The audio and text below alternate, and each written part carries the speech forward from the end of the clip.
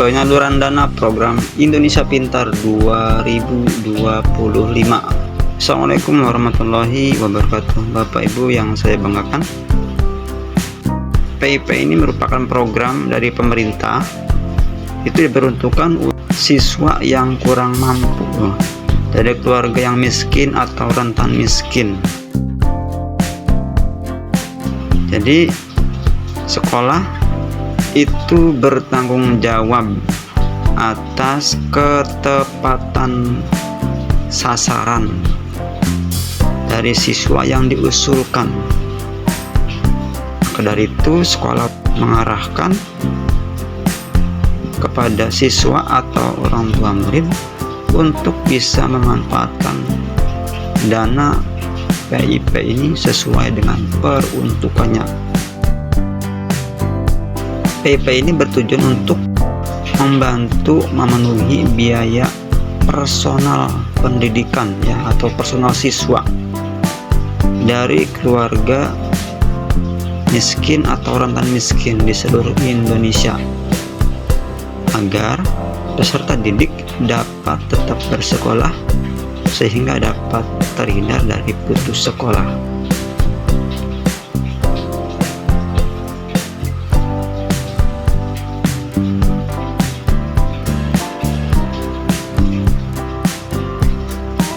Sumber data.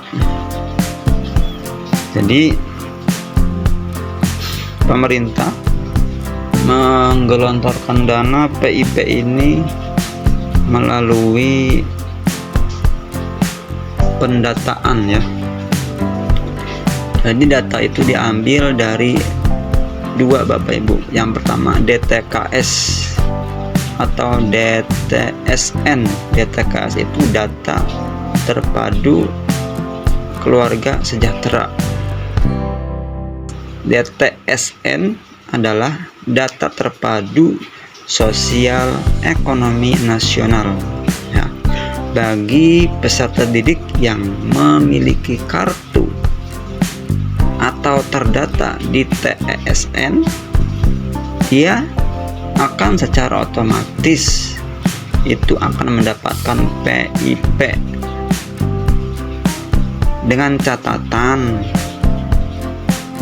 DTSN-nya itu masuk pada desil 1 sampai 4. Desil itu ada sampai 10 Kemudian yang kedua juga itu dari Dapodik data pokok pendidikan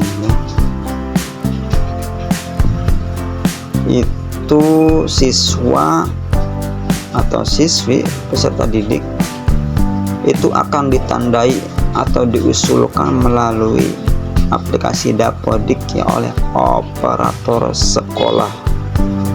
Kemudian data akan masuk ke dinas pendidikan yang kemudian akan diusulkan kepada Pusiapdik yang menaungi bidang PIP di Indonesia. Berikut besaran peruntukan dana PIP untuk kita SD itu sebesar Rp450.000 untuk kelas 2 sampai 5. Untuk kelas 1 dan 6 itu 225.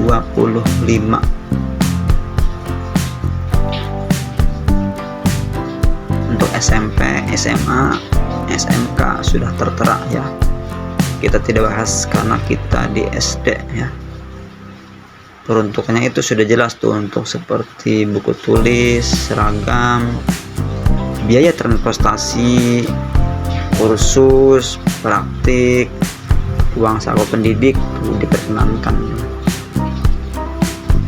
Itu untuk dananya. Pengusul PIP. Jadi pengusul PIP itu yang pertama yaitu Dinas Pendidikan. Dinas Pendidikan Provinsi itu untuk yang SMA. Dinas Pendidikan Kabupaten atau Kota itu kita Kota Cilegon itu tetap mereka melalui sekolah ya. Dinas Pendidikan hanya meneruskan data dari masing-masing sekolah yang ada di Kota Cilegon itu untuk diteruskan ke pemerintah pusat ya. Yang berikutnya itu pemangku kepentingan seperti DPR, DPD, Badan Nasional Penanggulangan Terorisme, LPSK, Direktorat Jenderal Pemasyarakatan, Kementerian Imigrasi dan Pemasyarakatan ya. Makanya kemarin di sini ada reses dari anggota dewan.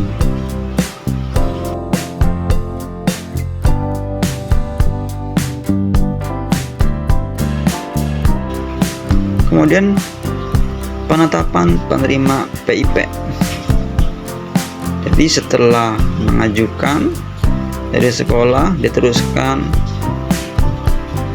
kepada Dinas Pendidikan, nanti peserta didik itu bagi yang sudah memiliki rekening itu akan langsung menerima penetapan SK pemberian, dan dana ditransfer langsung ke rekening peserta didik. Itu bagi kelas 2 misalkan sudah pernah dapat, bagi kelas 5 gitu tuh. Sedangkan untuk kelas 1 yang belum pernah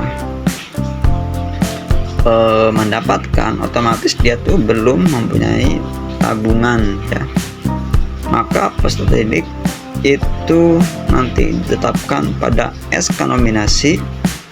Siswa diwajibkan aktivasi rekening untuk memiliki rekening tabungan aktif dan dapat ditetapkan pada SK pemberian. Jadi nanti yang belum pernah mendapatkan nanti diaktifasi terlebih dahulu ya di bank ya. Nanti sambil membawa surat dari sekolah ya. Kemudian berikutnya, nah di sini ada pengembalian dana PIP ke kas umum negara. Apabila siswa atau peserta didik ya selama kurun waktu 105 hari itu tidak melakukan aktivasi atau tidak diambil uangnya nanti ya, maka akan secara otomatis itu uangnya atau dananya akan dikembalikan ke kas umum negara. Makanya nanti kalau yang sudah dapat informasi untuk aktivasi segera dilakukan ya. Yang berikutnya, nah ini dijelaskan lagi nih lebih detail nih, pemanfaatan dana PIP. Pemanfaatan dana PIP adalah untuk sepenuhnya digunakan sesuai peruntukan tuh, membeli buku, membeli seragam, membeli sepeda, untuk transportasi ke sekolah misalkan ya, bisa membeli tas, sepatu, aksesoris ya, misalkan topi, dasi dan yang lain-lain. Nah ini yang tidak sesuai nih, misalkan membayar SPP misalkan buat sekolah swasta, iuran-iuran tuh, membayar sumbangan untuk perbaikan sarana sekolah tuh nggak boleh tuh, untuk guru tuh nggak boleh. Jadi diperuntukkan dana PIP untuk kebutuhan penunjang siswa atau siswi di sekolah tersebut, untuk keperluan siswa. Nah sekarang cara atau mekanisme aktivasi rekening dan penarikan dana ya, ada dua. Yang pertama yaitu aktivasi secara langsung, yang kedua melalui kuasa. Kalau Bapak Ibu wali murid itu hampir dipastikan ya, kalau nggak ada halang itu pasti akan aktivasi secara langsung, yaitu tinggal Bapak Ibu datang langsung ke bank ya. Kalau ST itu ke BRI, nanti dibawakan